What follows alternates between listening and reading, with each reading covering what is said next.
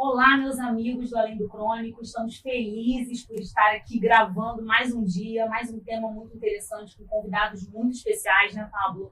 Agradecendo você que está chegando aqui. Se é a primeira vez, bem-vindo, bem-vinda. Se já acompanha e ainda não se inscreveu, por favor, se inscreva nesse canal, deixe o seu like, que vem mais um episódio mais que especial, né, Natália? A gente já falou muitos temas, já tivemos muitas conversas bacanas aqui. Com certeza não somos os mesmos, né, Pablo? Cada vez que a gente se encontra aqui, cada vez que a gente conhece novas histórias, a gente traz aí uma porção aí para nossa vida e tem sido muito engrandecedor. Com toda certeza. Mas antes da gente falar dos convidados, eu vou pedir... Abel, solta a vinheta.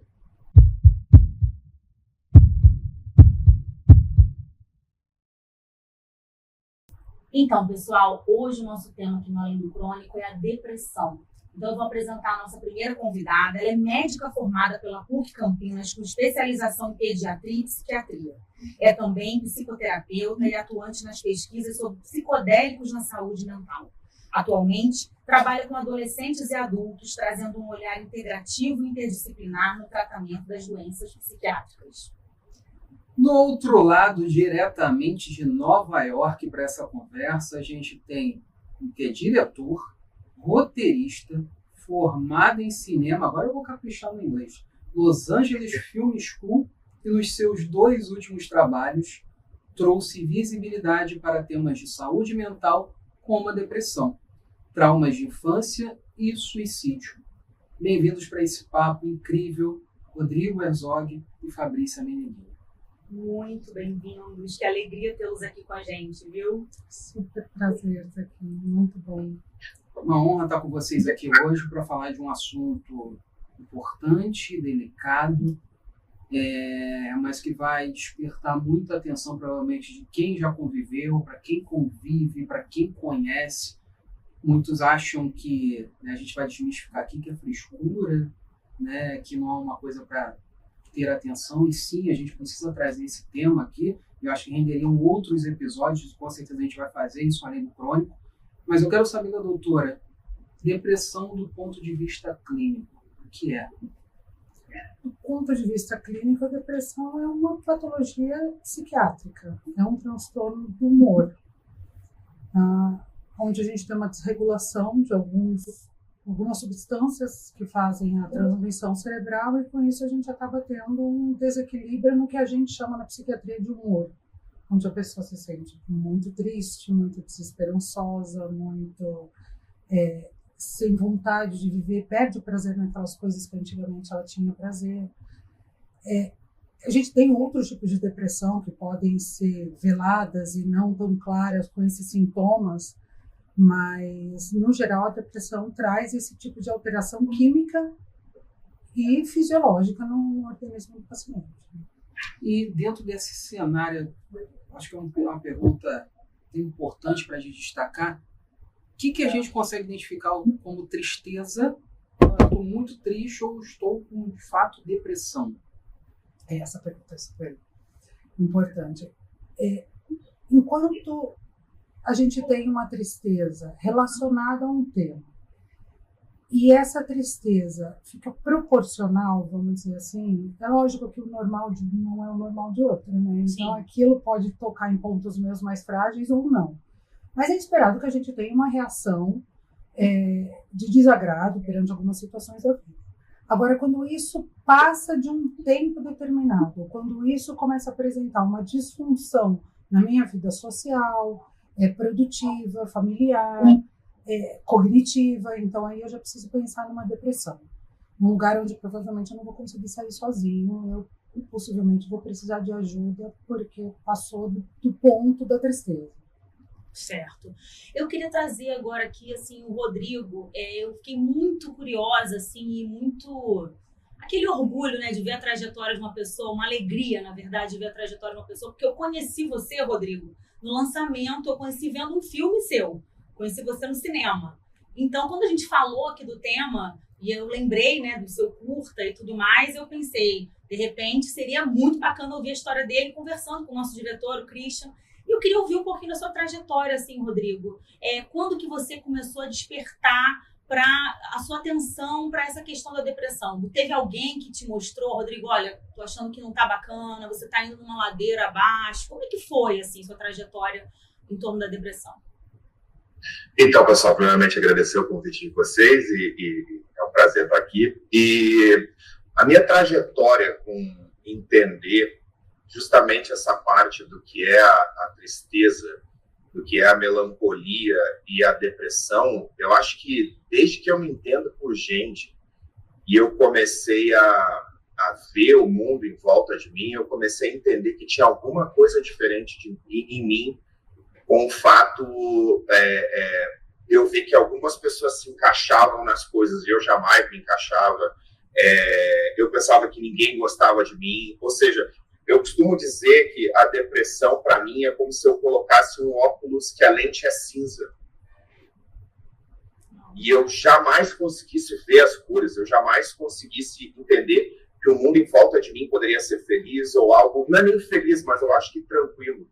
E a minha depressão sempre veio muito com ansiedade. Então, desde pequeno, esse sentimento de deslocamento, esse sentimento de não pertencimento sempre me trouxe uma profunda melancolia. Mas, ao mesmo tempo, eu conseguia ser feliz em outras partes da minha vida. Mas essa falta de cor, na maioria do tempo da minha vida, era o que, desde pequeno, me trouxe esse pensamento de, cara, tem alguma coisa errada.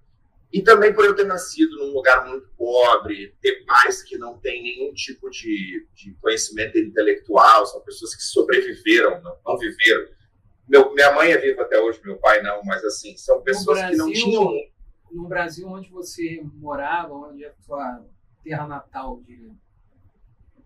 Eu sou de Porto Alegre, eu sou nascido e criado em Coab, e meu pai era negro, então assim...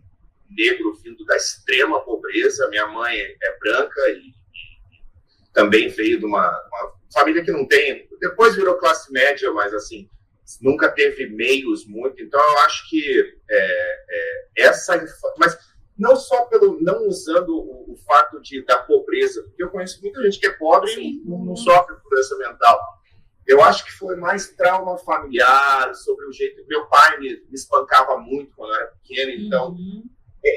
Isso foi eu acho que o carro-chefe do meu cérebro não conseguir entender as coisas desde muito pequeno.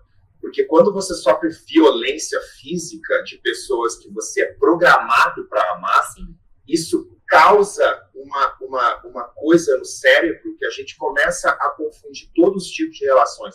Então, eu acho que o meu início em questão de saúde mental, resumindo, encapsulando a minha resposta, o meu início em entender que eu tinha algum problema de saúde mental foi eu achar que eu não era normal, que eu via que todo mundo conseguia lidar com as coisas e eu não, e entender que eu não pertencia a lugar nenhum.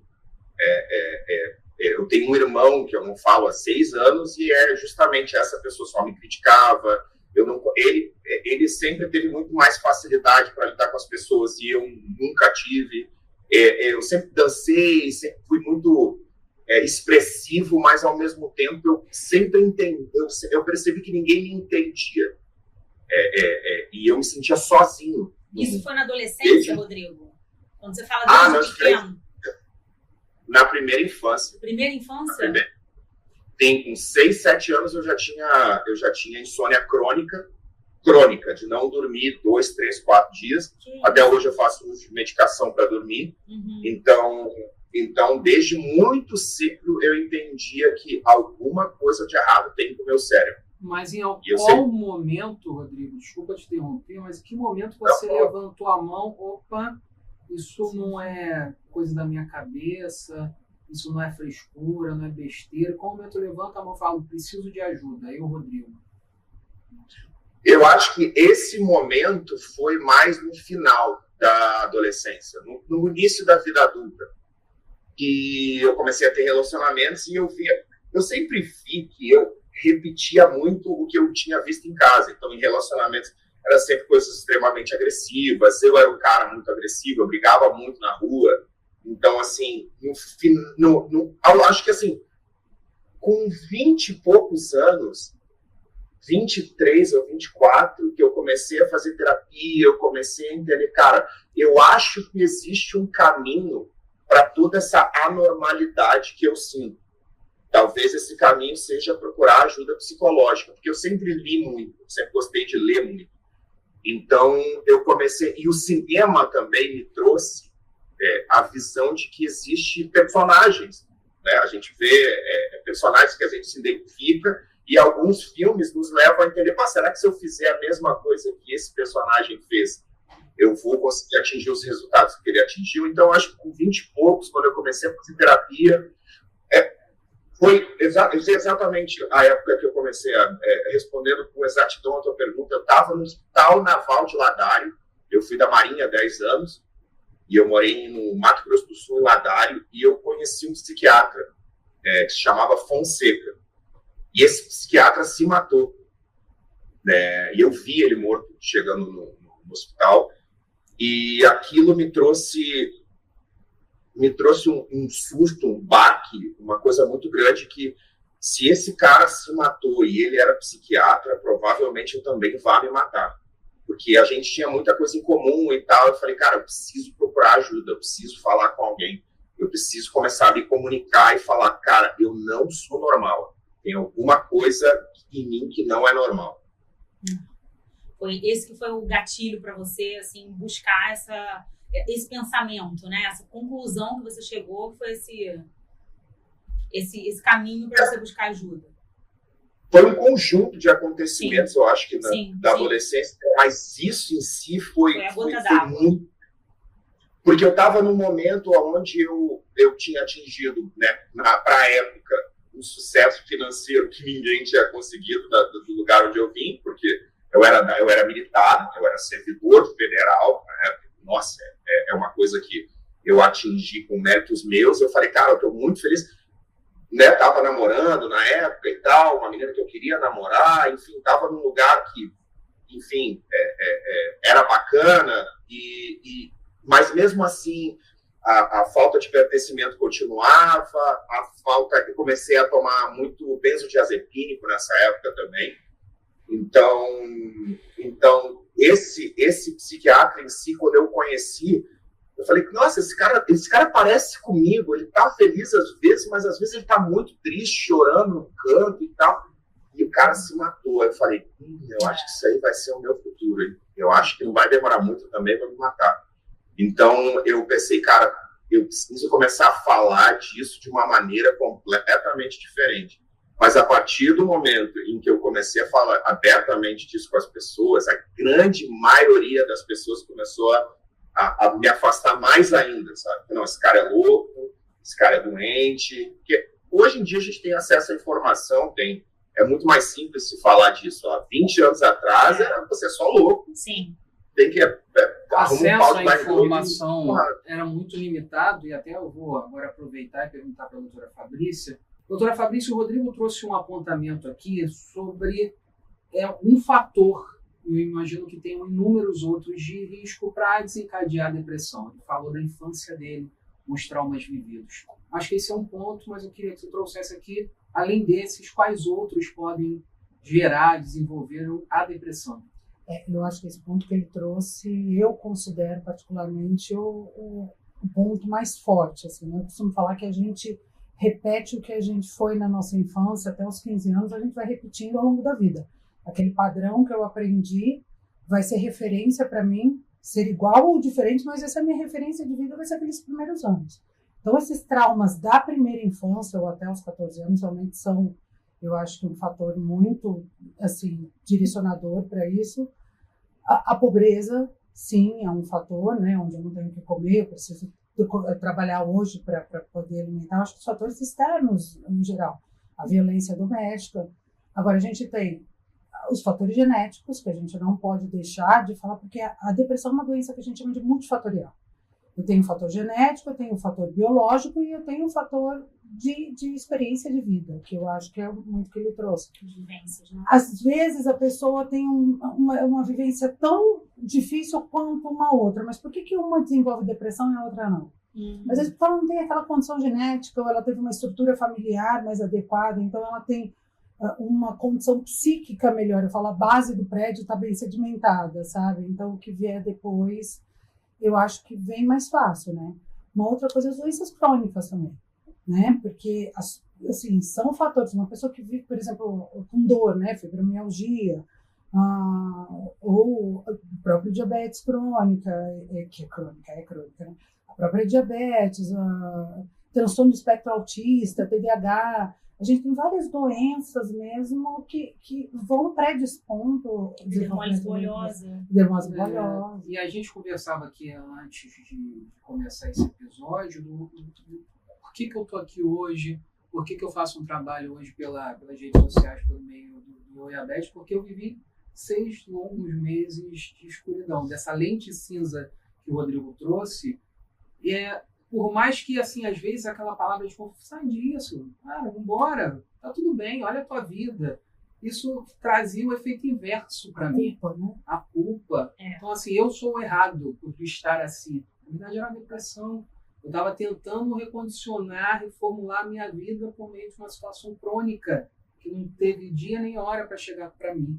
Né? E aí, assim, obviamente, tiveram muitos fatores que colaboraram, as redes sociais me ajudaram nesse aspecto de ressignificar a doença, mas aproveitando, eu sei que a gente tem muito assunto aqui, mas eu sempre trago para mim a depressão, porque a terapia foi muito importante, é uma coisa que eu hoje não estou vivendo, mas eu sei o quanto é um divisor de águas. Talvez eu vou trazer um assunto muito polêmico, mas em uma das sessões eu lembro que eu ouvi dessa questão de traumas da infância, e o próprio terapeuta falava para mim, olha, você tem algumas questões com a sua mãe, talvez não muito resolvidas, mas a gente fala assim, ela fez isso porque quis o seu melhor, pé de galinha não mata pinto. Então, assim, de agressões, de situações ali que eu vivi na infância que marcam hoje o Pablo adulto, o Pablo homem, mas eu nunca tinha associado e só fui entender que fazia sentido e estava vinculado àquela minha infância depois da terapia. É a diferença da escuta qualificada, né? Quando tem alguém que realmente tem aquela bagagem técnica ali para te escutar e ela traz ali apontamentos que vão te levar a você tirar as suas conclusões, mas diante do que você viveu, né? O apoio do profissional. Sem dúvida. Terapia é muito importante. É muito importante. Tem pessoas que não sabem que elas enxergam a vida de maneira cinza. Porque são tantos anos, né, com essa lente que... Normatiza. Para ela aquilo é normal e não existe algo diferente. Um daltonismo então, emocional, eu diria. Daltonismo emocional, né? Porque é o normal para ela, né? E uma coisa super importante que você falou, essa questão da culpa, né? Eu acho que eu vejo isso muito nos adolescentes, assim, eu atendo muito adolescente no consultório, então eles chegam dizendo, eu tenho tudo. Meus pais me dão uma mesada, eu tenho uma boa escola, eu moro num bom bairro, e ainda assim eu me sinto deprimido, eu não podia, eu não devia me sentir assim. E a angústia dos pais em relação aos filhos deprimidos acaba muitas vezes, por amor, a gente quer que aquele filho seja feliz. E aí isso acaba sendo um peso para aquela pessoa que está deprimida, né? Quem está do lado sofre junto. Sim. Agora, Rodrigo, assim, os desdobramentos na sua vida adulta já, né? Porque aí você teve aquele pedido de socorro, puxou aquela cigarra ali, foi procurar ajuda. Os desdobramentos da depressão na sua vida adulta, assim, você chegou num momento, assim, extremo que você consegue julgar, assim, hoje, olhando para trás? O ápice da depressão. O ápice da depressão? Dos 20 aos 35, eu não consigo pensar um ano que não foi extremo. É mesmo? Porque, completamente, eu usei droga praticamente a vida inteira. Eu comecei a fumar cigarro com 12 anos, 13 anos. Em casa eu fumava 14. E essa depressão, porque eu sou diagnosticado com um transtorno de personalidade borderline e depressão crônica, né? Depressão, agora me fugiu o nome. Depressão, como é que é? Maníaco depressivo. Não? Major, né? Depressão maior, enfim, voltando. E esses anos, essa depressão me fez ter, o meu transtorno de personalidade sempre me fizeram ser extremamente destrutivo. Eu sempre quis involuntariamente não existir. Uhum. Eu sempre usei muita droga. Eu sempre fui aquele cara, por exemplo, que eu falei, eu bebo 18 chopps. Uhum. Eu sou muito intenso, eu faço as coisas de maneira... Então, eu sou intenso tanto para o bem quanto para o mal, para me fazer mal. Então, a depressão me fez viver coisas horríveis. Eu tenho os pulsos cortados, eu já tentei suicídio, eu já usando droga, eu já quase morri algumas vezes. Eu já me coloquei em situação de eu estar às 6 horas da manhã na boca, entrando sem camisa, e por sorte, uma pessoa me avisar, não entra que o bote está ali na esquina. Os caras iam me matar, eu ia morrer. Se eu tivesse entrado sem camisa, provavelmente eu teria tomado um tiro. Provavelmente.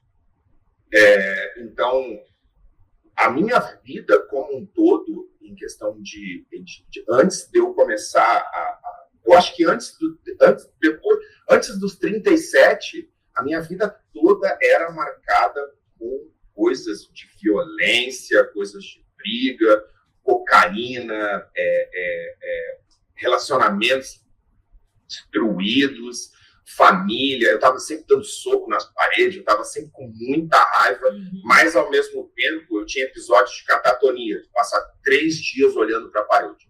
Literalmente, só indo no banheiro, voltando, comendo, e parecia que a vida estava passando. E provavelmente dentro dessas janelas de uso de entorpecentes, você viveu também as crises de abstinência, né? Desculpa, eu perdi a primeira parte. Dentro dessa janela aí de uso de entorpecentes, de drogas ilícitas, você viveu momentos de abstinência que eu imagino que sejam momentos mais delicados dessa fase do uso da droga, porque a droga você era um momento de fuga, eu imagino, né, para você. Engraçado você falar sobre isso, né? Eu nunca tive muita crise de abstinência, eu sempre larguei as drogas de uma maneira muito fácil mesmo. A minha irmã sempre fala com isso, eu não consigo entender como é que o Rodrigo para de fumar, eu não consigo entender como é que o Rodrigo para de usar cocaína, porque eu usei muito tempo, e eu não tinha abstinência porque eu usava o tempo todo. Entendeu? Eu nunca, antes de entender o porquê eu usava, eu não pensava que aquilo era um problema. Era algo que eu fazia. Fazia parte do seu cotidiano. Não, droga para mim fez parte da minha vida inteira. Droga, cocaína, álcool. Eu sempre fui aquele cara da turminha que assim, cara, tem um negócio novo aí. Cara, o cara tomou 12 balas numa festa, 10 balas numa festa, e o cara não morreu, entendeu?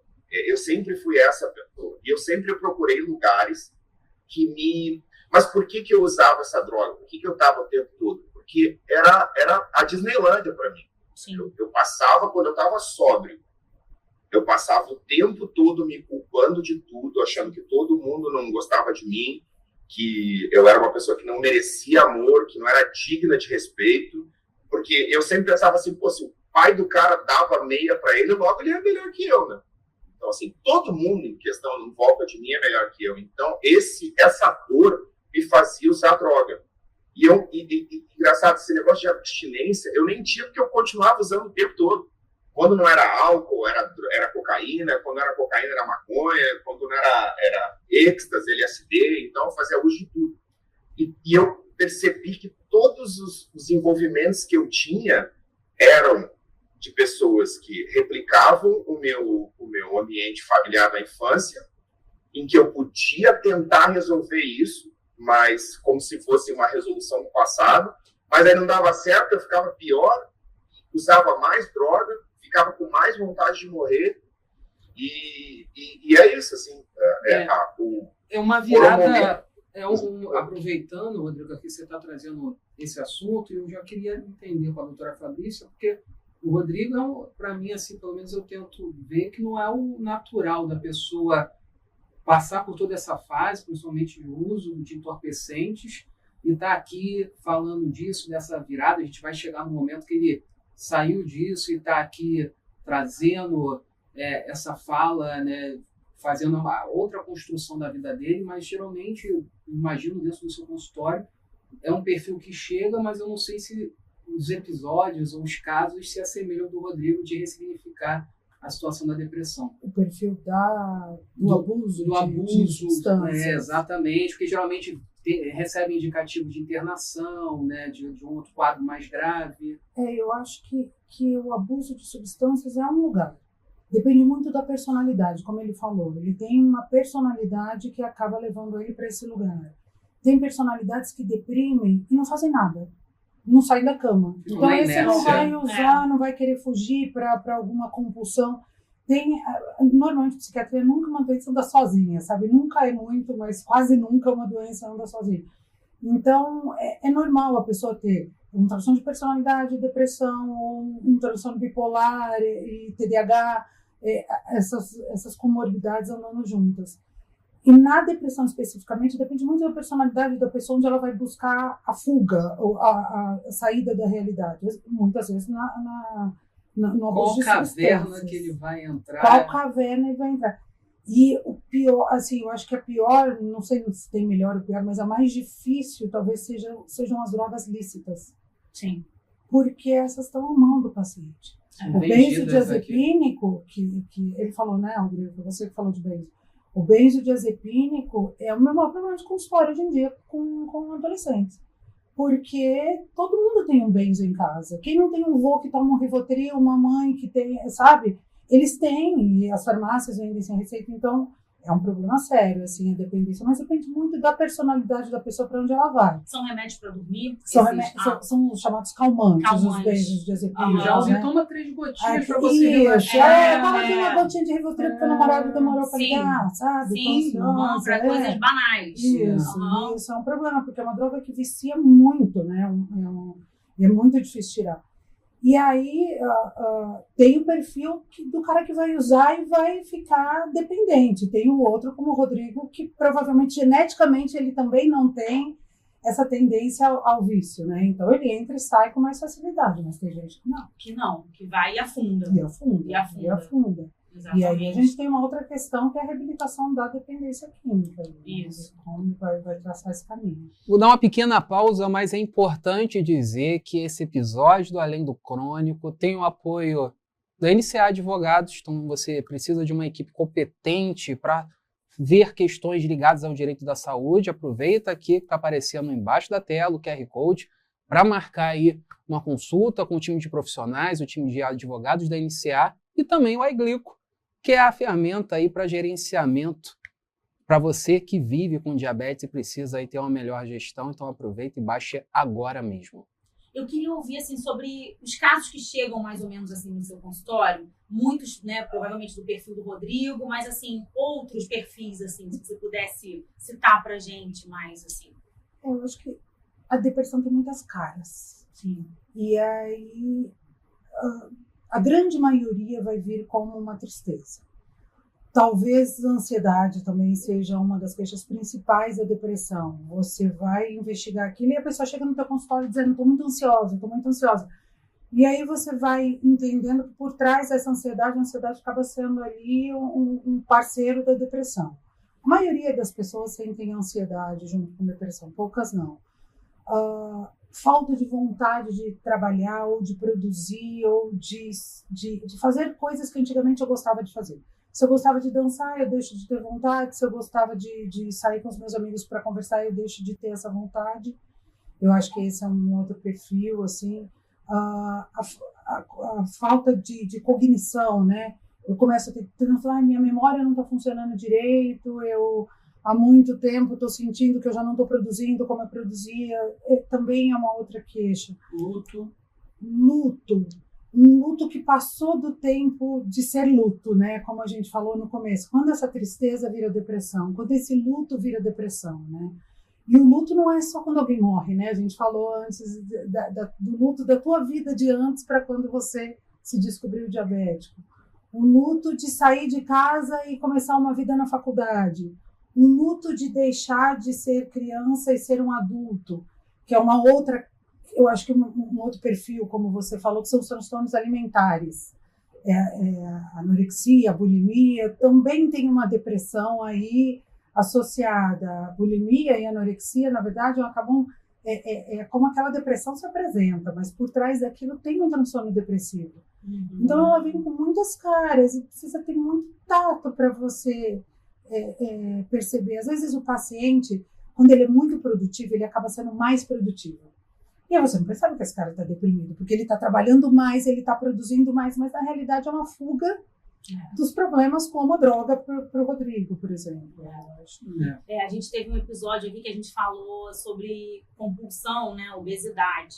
E aí a convidada veio contando que ela transformou, né, a questão dela, depois que ela fez cirurgia bariátrica, para atividade física. Ela ficou compulsiva por atividade física. Então tem as compulsões do bem, né, se a gente pode chamar dessa forma, assim, né, que você transforma para algo que venha de benefício para si. Mas é difícil, né? Em depressão você não faz isso, né? Em depressão eu acho que você tem que ressignificar. Primeiro você precisa entender aonde começou, né? Em que momento que isso começou, que passou da tristeza para a depressão. Sim. Que é por aí. Rodrigo, antes de agora a gente seguir para a virada de chave, para entender que momento esse Rodrigo que está aqui falando com a gente mudou, largou tudo aquilo que você trouxe até aqui. Quero muito falar disso, que é a coisa mais linda. Ótimo. Mas eu quero saber uma curiosidade que eu sempre quis fazer para um psiquiatra. Doutora Fabrícia. Doutora Fabrícia. Aquela pergunta bem direta. Um psiquiatra, um profissional da saúde mental, precisa de uma psiquiatra, de um terapeuta? Super precisa, super. Eu acho que foi legal ele trazer esse exemplo, e a gente pensa que o profissional de saúde mental não tem questões de saúde mental, né? Recebe tanta coisa no consultório. Tem esse fator que eu ia, né? Lógico que quando você absorve, quando você se identifica com a história do outro. Às vezes você está passando por um divórcio em casa, chega alguma pessoa se divorciando deprimida. Aquela história mexe com você, toca em você, e isso é humano. Que bom que é assim, né? Que bom que a gente consegue se conectar na história do outro. Sim. Mas sim, para além dessa carga, vamos falar assim, dessa demanda, né, emocional que a gente tem no dia a dia, a gente tem as nossas questões pessoais mesmo, né? De traumas, de trabalho, somos humanos. Então, acho que sim, acho que é bem normal. E por que você escolheu a psiquiatria? Eu tinha um interesse especial em um tipo de doença que era o transtorno bipolar, porque quando eu passei no ambulatório X, eu fiquei muito interessada na faculdade naquilo. Mas quando eu fiz pediatria antes de fazer psiquiatria, porque naquela época a gente precisava fazer uma especialidade clínica antes de fazer algumas residências. E na pediatria eu percebi que eu me conectava mais com a dor daquelas mães quando elas vinham no consultório desesperadas com um filho doente. Eu queria acolher aquela dor, eu queria acolher a confusão que estava dentro de casa, que o marido não estava ali. Eu percebia que as questões das relações ali me tocavam muito. Então eu tive certeza, assim, sempre gostei muito, gosto de psicologia, gosto de psiquiatria, mas eu falei, não, é aqui que eu vou ficar, né? Porque senão eu faço uma consulta de pediatria, eu tô andando meio como terapeuta, não dá certo. Foi direcionando, naturalmente. Eu acho que sim. E aí acabou que eu fui para psiquiatria. Bacana. Você ia perguntar a ele, né? Pode. Vou até deixar para a Natália, mas vamos lá, Rodrigo. Acho que ambos estão curiosos aqui. Fique à vontade de falar dessa jornada. A gente falou até a página 1, vamos para a página 2 da sua vida. Compartilha com a gente. Pô, essa parte que eu contei é a página 0001, não é nem a 1. Né? Então tá. Então vamos lá. É um pouquinho do pouquinho, mas a virada, eu tenho absoluta certeza do que me salvou foi a minha esposa. Sem a minha esposa, eu não ia estar nem vivo. Qual o nome dela? A Alessandra, a doutora Alessandra Costores. Ela tá aqui do lado. Vai aparecer aí para dar um oi pra gente. e senso de pertencimento, entender que o amor é calmo, que alguém acredita em você, que alguém vai ver você destruído. Mas quando eu falo destruído, eu não consigo nem pintar o quadro para vocês. Porque, assim, a minha esposa já foi me buscar na boca mesmo. Traficante dizendo, manda embora que a gente não aguenta mais ele aqui. Eu jogado no chão. São quantos e é anos engraçado de relacionamento, Rodrigo? Quantos anos vocês estão juntos? 7 anos casados. Legal, bacana. E vamos morrer junto. vamos pra frente. Você não me ouviu, mas ela pode aparecer para dar um oizinho aí pra gente? Pode, cara. Só aparece aqui. É porque ela tá com roupa de academia. Ela não mas a minha esposa, ela é médica. Ela é cirurgiã obstetra. E ela tem um cuidado, uma coisa que ela não teve dos pais e me trouxe uma paz absurda para minha vida. E sabe uma coisa? Uma das viradas foi que, por eu ter transtorno de personalidade borderline, eu sempre fiz de tudo para que as pessoas fossem embora. E eu falava, viu como você foi embora? Eu sabia que você fosse embora. Com a minha esposa, logo que a gente se conheceu, eu passei 3 meses falando só a fina flor da cafajestade para ela. As piores coisas que eu fiz na vida. E eu falei, cara, ela vai embora, né? Fina flor da cafajestade. Foi demais. Vai destacar isso. Atenção para a fina flor da cafajestade. Eu acho que foi o Nelson Rodrigues que falou. Muito bom. Enfim, eu falei tudo de ruim. Eu me despi e falei, cara, eu tenho vários problemas psicológicos, a minha infância foi horrível, eu sou um cara que, eu sou meio louco, eu sou sai e vai embora é tempo. Mete pé que não vai dar certo. E ela falou, não, mas você pode até ser isso, mas você é tudo isso aqui, ó. Eu falei, tem alguém que vê além do que eu vejo. Além do crônico. Além do crônico. Além do crônico, exatamente.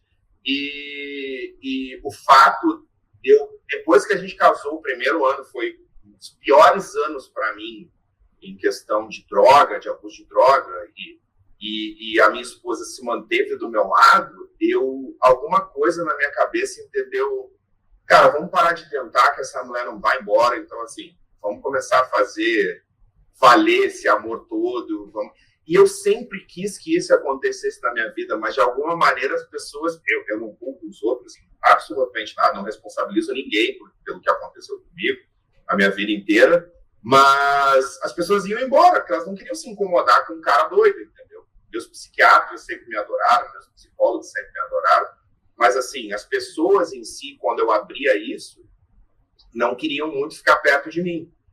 E a minha esposa não, muito pelo contrário. Ela falou, não, vamos resolver isso aí. Você acha, Rodrigo, que essa coisa de ser, né, talvez louco e de estressar a situação para as pessoas se afastarem era, na verdade, o inverso? Era um pedido de ajuda? Eu tenho um livro sobre borderline que é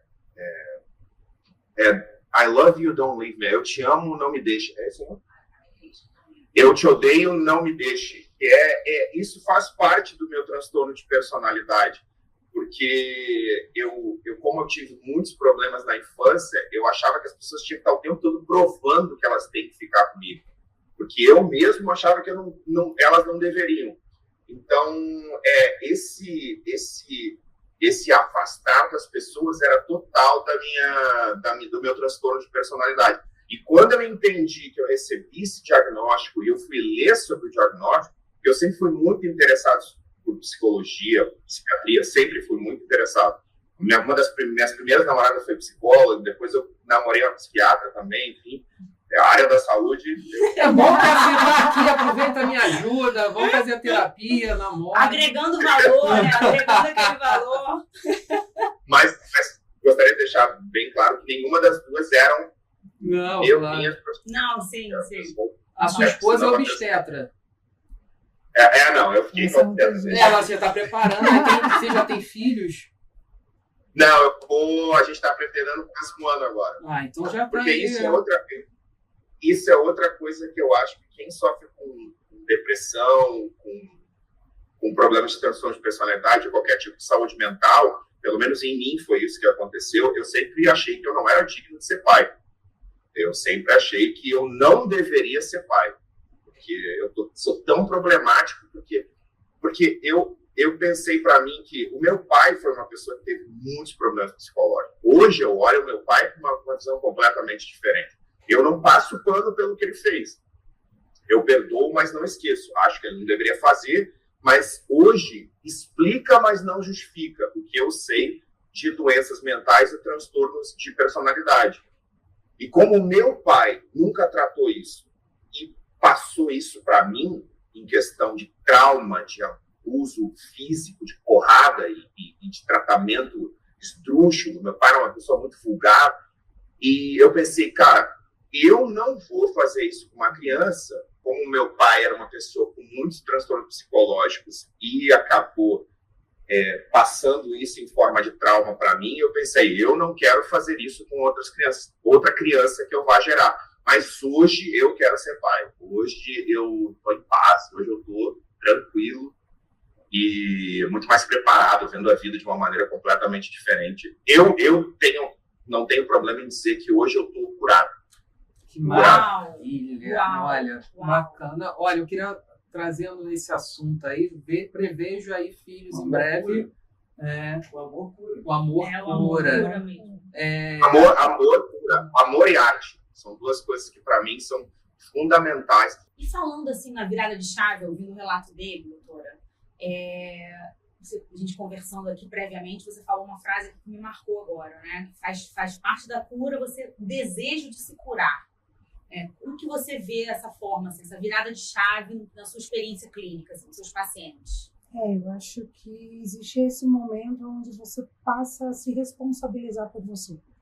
Por mais adoecido que você esteja, por mais rede de apoio que é necessário, a gente não vai sem uma rede de apoio, muitas vezes, mas tem um momento onde você começa a perceber que ninguém vai te tirar daquele lugar. Nem o seu psiquiatra, nem os remédios, nem a terapia, nem os seus familiares. As pessoas estão ali te dando a mão, estão com você, obviamente não desistem de você, como o Rodrigo fala da esposa dele, né? O amor é transformador, sem dúvida alguma. Mas se ele não escolhesse, eu vou ficar por esse amor, esse movimento interno de buscar ajuda, de buscar nas redes sociais. Você falou das redes sociais, eu falo muito isso para os meus pacientes. Hoje em dia a gente tem informação boa nas redes sociais. Busca pessoas que estão ali dizendo o que fizeram, porque o caminho de cada um é individual. Sim. O meu pode ser yoga, o seu pode ser igreja, o seu pode ser a arte, a dança. Aonde é que eu vou fazer esse movimento meu ativo para sair da depressão? Eu acho então, mas essa questão dessa virada de chave, assim, quando a pessoa está mergulhada ali, completamente imersa, doutora, a medicação, o tratamento, ele ajuda a pessoa a sair disso, super. Obviamente, né? A medicação é necessária. É necessária. Né? A depressão, eu acho que num nível muito leve, quando a gente começa a perceber, pessoas que já tiveram depressão entendem, às vezes, que estão entrando novamente num processo depressivo e buscam ajuda rápido. Às vezes a gente consegue segurar com terapia, né? Mas, no geral, a gente precisa medicar. Isso não quer dizer que a pessoa vai tomar remédio para o resto da vida. Sim. A gente vai tirar o remédio aos poucos depois, né? Às vezes a pessoa tem medo de tomar remédio, vou ficar dependente do remédio. Não vai. Mas naquele momento o remédio, até para ele poder te dar condições de trabalhar na terapia, porque às vezes você está assim, tão fora da realidade que você não consegue processar nada na terapia. Sim. Então, a medicação... Para organizar. Equalizar isso aí, né? A medicação é importante, eu acho que aqueles pares, né? Alimentação, atividade física e terapia. Eu, assim, acho essencial. Eu quero dar uma pausa aqui, é real que a gente não fez. Só primeiro, só acrescentar uma coisinha. Pegamos, né? Então,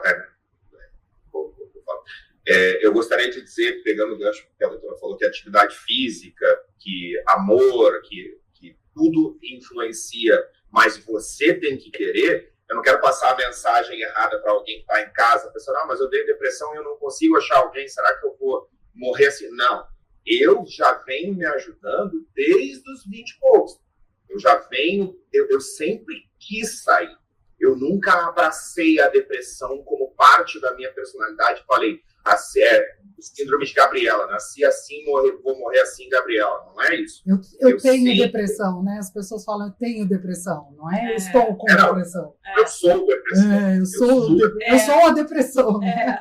Exatamente. Então, assim, deixar bem claro que o ponto de virada foi eu encontrar minha esposa e começar tudo mudou, eu comecei a me entender melhor, a idade veio também, eu fiquei mais seletivo, mas assim, o meu processo de mudança até culminar nesse ponto vem desde os 20 e poucos. Vem desde, Hoje você está com quantos anos, Rodrigo? Porque... Você está com quantos anos hoje? Com 41.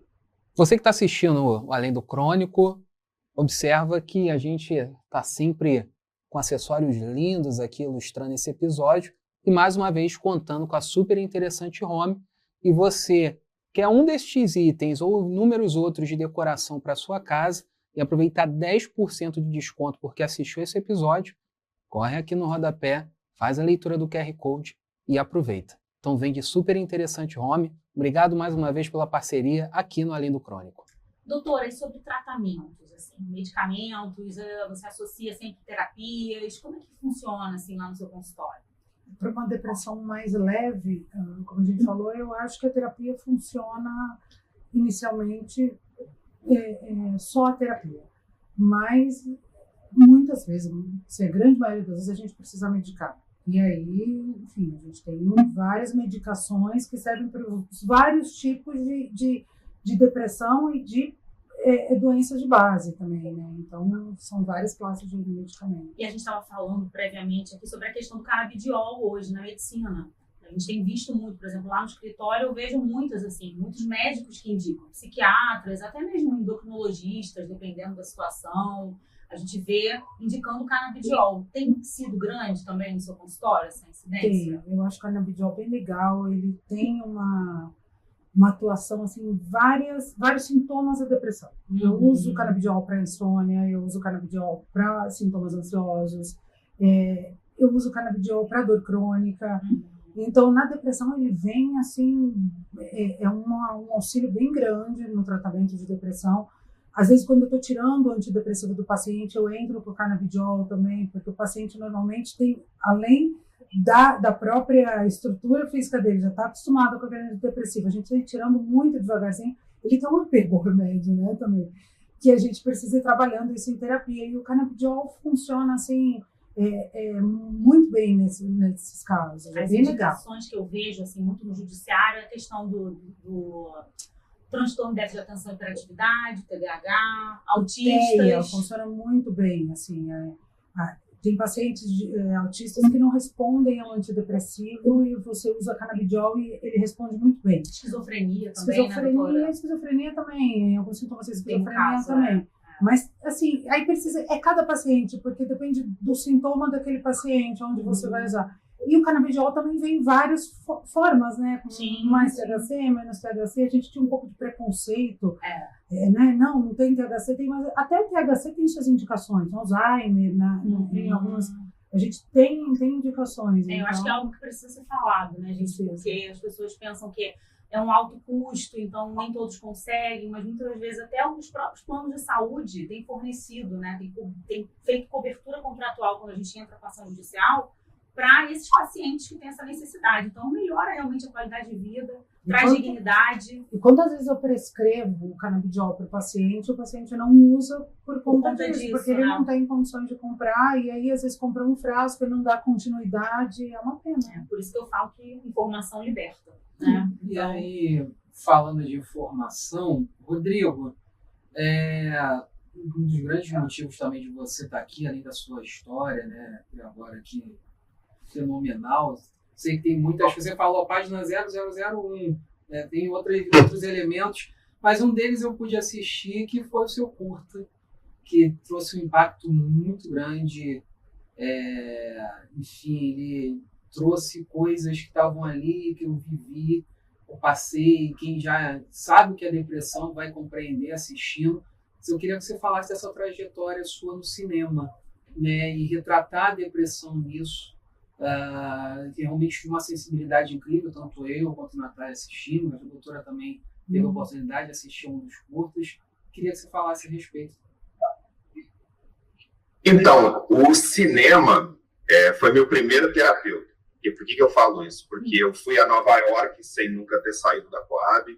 Eu conheci homens incríveis, eu tive exemplos de guerreiros, de pessoas, de reis, tudo assistindo filmes. Eu sempre amei assistir filmes. E os filmes mudaram a minha vida porque eu consegui ver uma perspectiva diferente de pessoas que estavam em torno de mim. Então, os personagens dos filmes serviram de exemplo para mim que existia uma possibilidade de outras realidades. E por que eu falo sobre saúde mental? Né? Apesar de algumas pessoas já, mas você só fala sobre depressão, cara. Para com isso. Por que eu faço isso? Se você assistir meu primeiro filme, Crianças Como Você, o elenco todo é negro por causa que meu pai era negro. E o personagem fala, porque preto não faz terapia, pobre não faz terapia. Eu queria literalmente desmistificar isso, de que porque você é pobre, negro, ou qualquer outra coisa que não seja classe média alta, você não deva fazer terapia. Você tem que fazer terapia. Se você tem doença mental, e eu acho que quando você transforma... E eu acho que o roteirista, eu acho que o bom roteirista, ele só escreve sobre o que ele sabe, entendeu? Tem até uma fala do Denzel Washington que ele fala, outra pessoa, o Spike Lee, poderia dirigir o Lista de Schindler, mas o Spielberg é judeu, ele tem essa cultura. Então, eu acho que quando eu falo de depressão, quando eu falo de tentativa de suicídio, quando eu falo de consumo de drogas, eu estou falando sobre o que eu vivi. Eu não estou falando sobre o que alguém falou. Então, e engraçado que meus filmes, eles sempre na minha cabeça, eu tenho esses filmes há 4 anos, na minha cabeça, 5 anos. E o personagem sempre se matava. E o que acontece? Eu vou escrevendo, aí eu, não, ele não se mata não, porque daí o personagem começa a se escrever, o personagem, eu me sinto na obrigação de dar esperança para a pessoa que está assistindo. Porque se o personagem se mata, eu tô aqui assistindo, tem a mesma coisa que esse cara, é melhor me matar, já que o final do meu filme é esse, né? E não, em ambos os meus filmes é a transformação. No primeiro é o encontro com o seu eu do passado, criança, discutindo sobre, olha só, todo mundo tem seus problemas, isso não pode te definir, você precisa ir para frente, e o personagem fala, mas eu tenho medo, se eu não tiver essa depressão, eu não vou ter nada. E aí o outro responde, é melhor ter nada do que continuar com isso. E é esse sistema de mudança, essa vontade de sair desse quadro de depressão, eu passo no meu filme. E eu falo sobre isso porque eu acho que ainda hoje é extremamente mistificado, extremamente dogmático, extremamente... as pessoas têm muito preconceito com isso. Eu sei porque até hoje eu falo dos meus filmes, várias pessoas viram o nariz. Eu entendo hoje porque essas pessoas não querem ter encontro com essa parte delas mesmas, então elas refutam, né? Vai fazer terapia, isso é coisa de maluco. Antigamente dizia, isso é coisa de viado, sabe? Essas coisas horríveis. Eu acho que é melhor cortar essa parte porque falar viado não tem problema não, nesse contexto não, sabe? Ela falou que umas pessoas falavam. As pessoas falavam. Zero problema. Eu me cancelo aí. Olha o cancelamento. Dizia. Vai embora. Enfim, eu acho que trazer olhares, e isso é um processo de cura meu também. Falar sobre isso é maravilhoso. Quando eu vejo meu filme, os personagens, eles tomam vida, né? O Christian, o Christian tá no fundo, não vai aparecer. Os roteiristas e diretores sabem que você começa a escrever, o personagem cria vida. E eu mostrando para as pessoas que um personagem tão quebrado, tão deprimido, tão fora de rumo, consegue achar um mecanismo para mudar e ter esperança para continuar, eu acho que isso, se eu conseguir tocar o coração das pessoas e eu atingir alguém que tenha o mesmo problema que eu tive e eu conseguir fazer uma mudança na vida dessa pessoa, para mim, a missão já está cumprida. Aí eu já tive sucesso. Maravilhoso. Quando eu assisti esse que você está se referindo, não da infância, né? O outro. Como é o nome do outro filme? O outro chama Está Tudo Bem. Isso. Quando esse que a gente assistiu, né? Que a gente comentou. E aí parecia que ele ia se matar, né? Eu falei, não acredito. Fiquei assim, parada, olhando. Depois, quando eu vi, eu falei, que bom, porque é a esperança que move o mundo, né? É aquele momento quando não de tem escolha, esperança, não tem mais vida, né? A morte é a ausência total de esperança. Você acabar ali, né? Eu falei, meu Deus, não acredito, mas ainda bem que Agora, você tem esse pensamento. quem está vendo esse episódio aqui e quiser assistir um desses 2 curtos ou os 2, a gente vai colocar aí, nosso diretor aqui ao fundo. O segundo acho que não pode ficar dos festivais. Pode o trailer, né? A gente vai colocar o trailer do segundo e o primeiro já está aberto. Então, galera, aí já ouviram. Bota o trailer, o teaser do segundo, e o primeiro está aberto no YouTube. E quem quiser assistir, por favor, vale a pena, gente, vale a pena. Muita reflexão rica, profunda. Assistam, vale imensamente. A gente está indo para por favor, pode ir. Vai lá, então, fala aí, Rodrigo. E por favor, se você puder mandar para alguém que você acredita que vai ser engrandecedor, fique totalmente à vontade. Eu sei que é um curta pesado, esse é um adjetivo que eu sempre escuto, que tudo que eu faço é extremamente pesado, extremamente... Mas eu reflito, eu tento transparecer na tela, num tempo, um espaço bem curto, o que foram esses 35 anos para mim. De depressão, de problema com transtorno de personalidade, com uso de droga, que é pesado, entendeu? Tem parte da vida que também é pesada, mas não é porque é pesada que não há esperança. Eu gosto de falar de densidade, né, Rodrigo?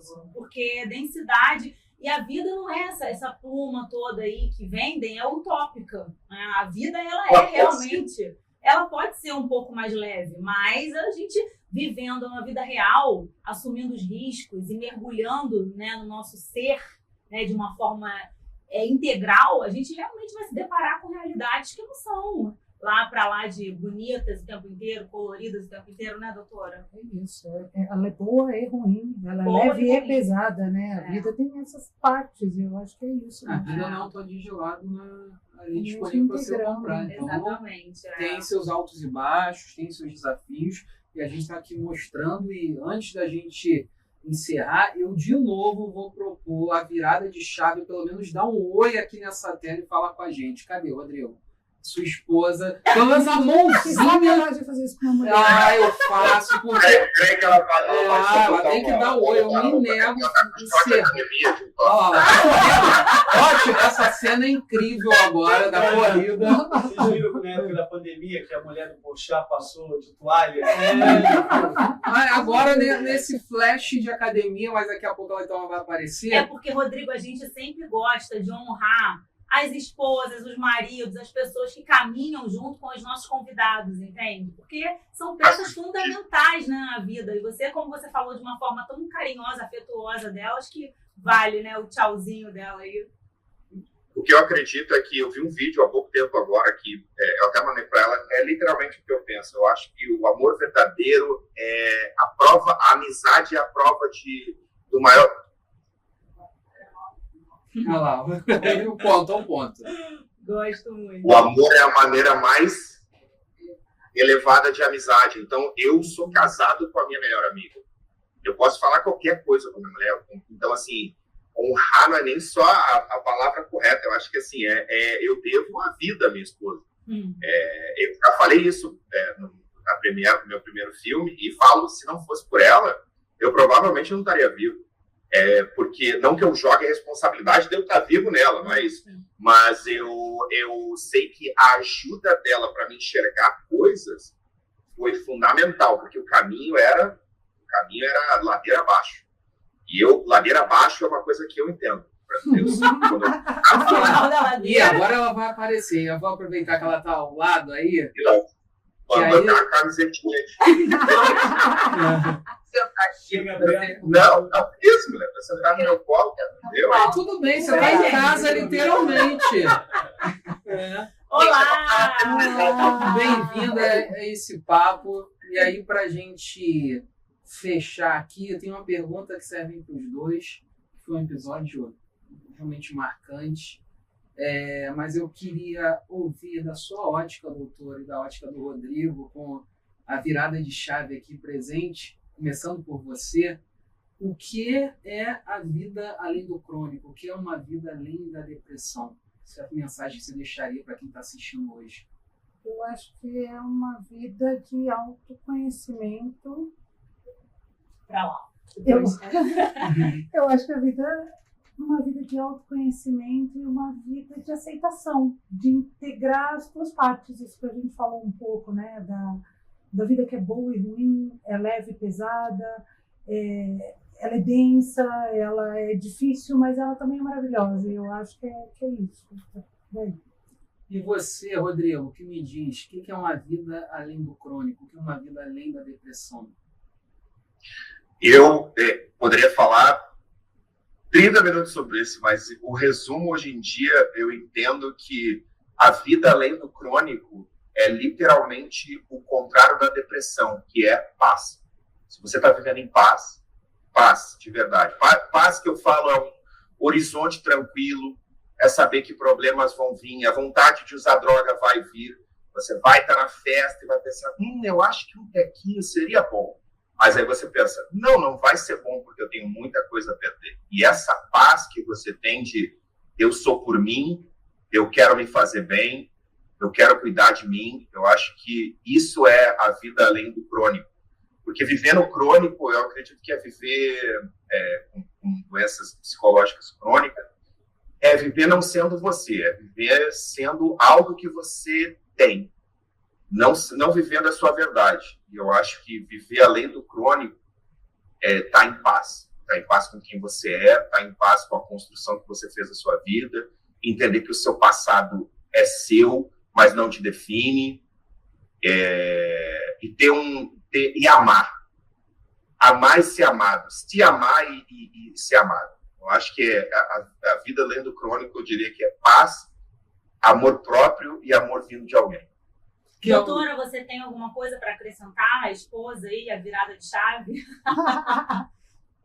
Ele se expressa muito bem e ele é muito generoso com tudo que ele falou, assim, do meu papel na transformação dele. E eu tive igual ou maior impacto na minha vida. E eu acho que a diferença é que o Rodrigo sempre teve muito bem mapeado todos os monstros do armário dele, sempre entendeu muito bem de onde isso veio. Ele precisou, né, ter outras ferramentas para sair disso, mas ele sempre teve isso muito claro, sempre expressou muito bem. E eu sou uma pessoa que, por também questões de família, do passado, tive muito da minha afetividade e do meu contato com meus sentimentos, na verdade, embotado.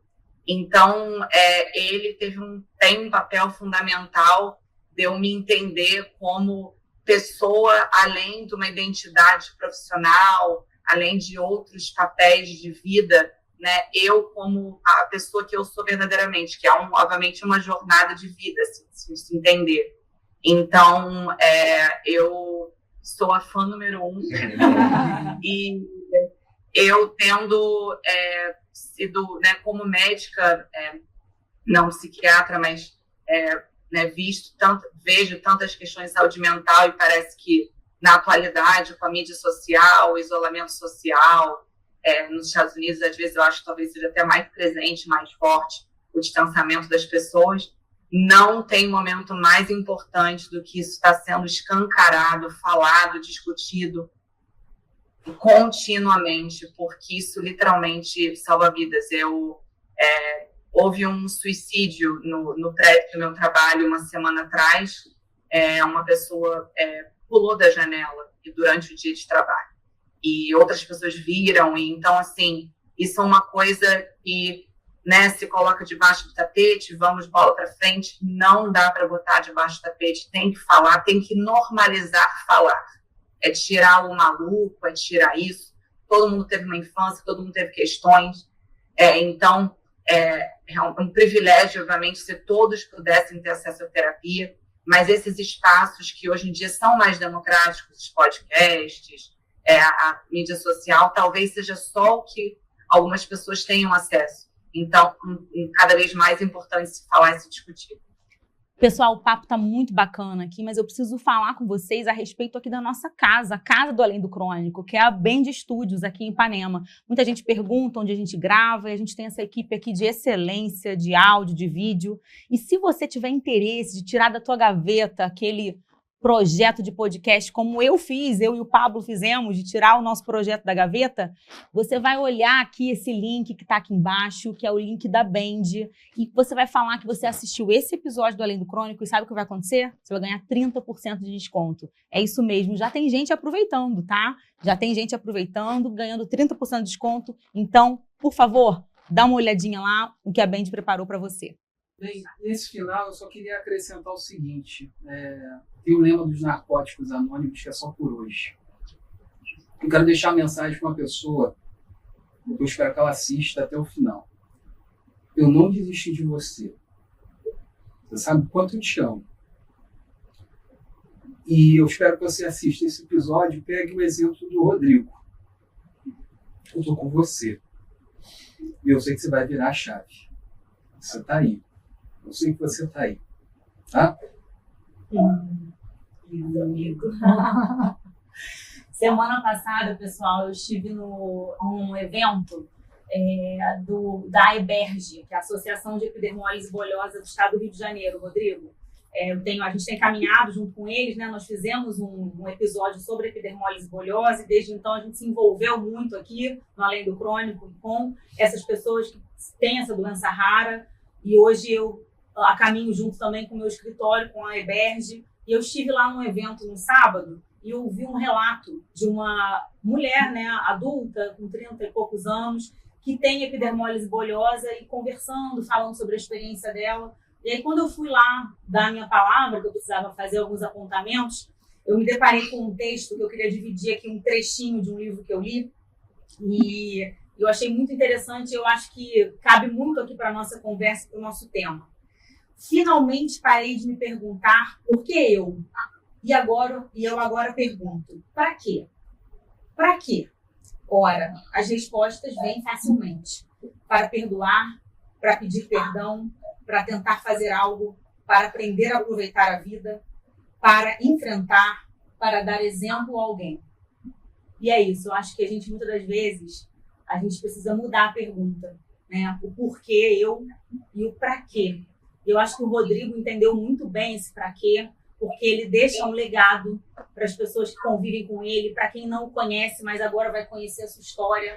A doutora Fabrícia, da mesma forma, quando entendeu que lá na pediatria ela olhava muito mais para a saúde mental daquelas mães, né, e resolveu também virar a chave e ir para a psiquiatria e hoje fazer diferença na vida de tantas pessoas.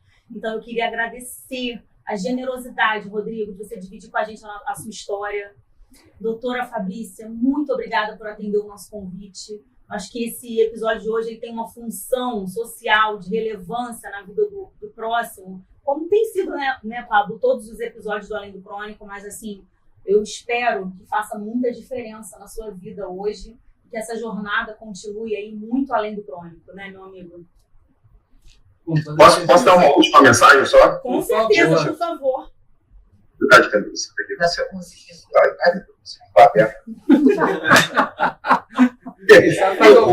Aí vai ser cancelado.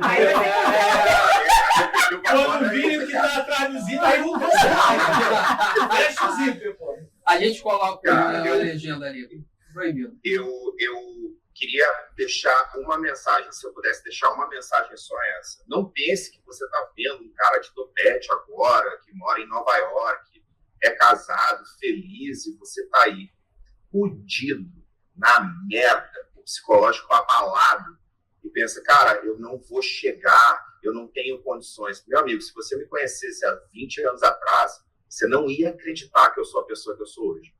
Então, assim, independente do buraco que você tiver, independente do quanto você precise de droga, de qualquer coisa ruim, se você tiver mal, se você estiver pensando em suicídio, não tire a sua vida. Escolha ficar, escolha viver. Se eu tivesse cometido suicídio, eu teria perdido coisas maravilhosas na minha vida. Então, se você, por causa da depressão, por causa do uso de droga, está numa situação em que você quer tirar a sua vida, procure ajuda. Fale com alguém. Não pense que todo mundo vai te ajudar, mas não desista. Não desista do tratamento, não desista da medicação. Medicação é difícil. Até você achar a medicação que funciona com você é complicado. Mas funciona.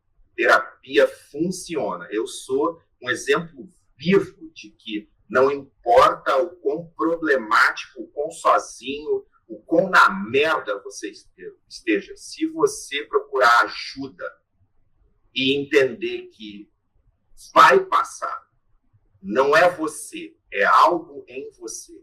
A depressão, a melancolia, o uso de droga não é você.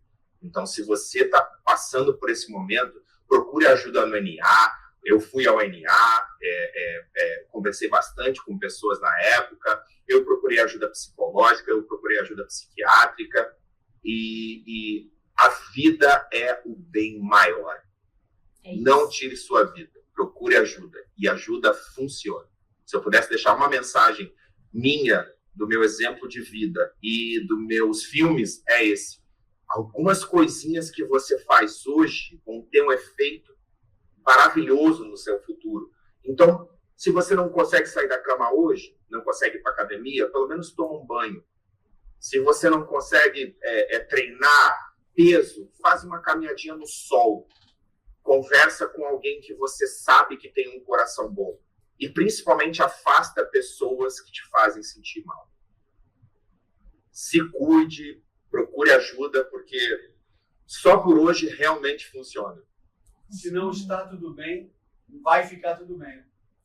Vai ficar, exatamente. Se não está tudo bem, como é o final do meu filme, se não está tudo bem, vou falar o final do meu filme, é complicado. Não, deixa eu falar o final do filme. Era só para deixar no ar. Não, mas fala a frase que essa frase se não está tudo bem, vai ficar. Wink, wink.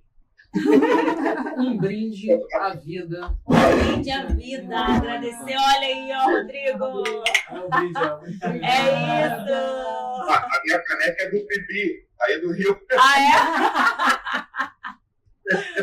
Então, até o próximo. Até o nosso próximo Além do Crônico, com muitas histórias, né, Paulo? Reforçando o convite para assistir os outros episódios, se inscrever, curtir esse daqui, porque vem muito mais no nosso Além do Crônico. E agradecer vocês que estão aqui com a gente até o final. E vamos dar um tchauzinho para ali, para aquela câmera ali do meio, ó. Ali, ó, tchauzinho. Tchau, tchau. Ah, lá.